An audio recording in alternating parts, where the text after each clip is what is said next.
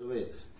Сега ще ви покажа как в домашни условия сами може да си обезвъздушите радиатора, без да е необходимо да търсите техник.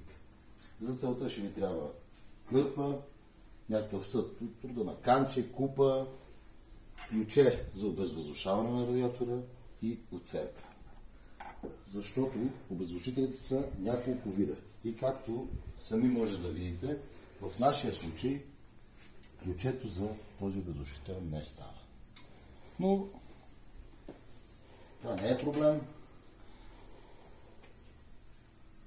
Технически правилно, обаче, и според мен задължително, е да затворите първо подаващия или горния кран на радиатора. Затваряте крана, преди да започне самото обезвъздушаване, подлагате кърпата, нищо страшно няма. Водата, която ще не е много, взимате отверката,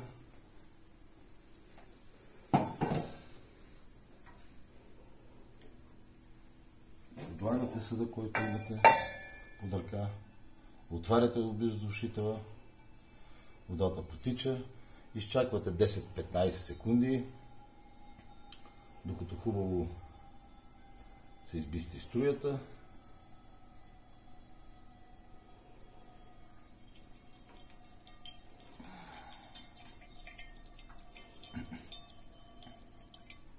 Затваряте обезвъздушителя.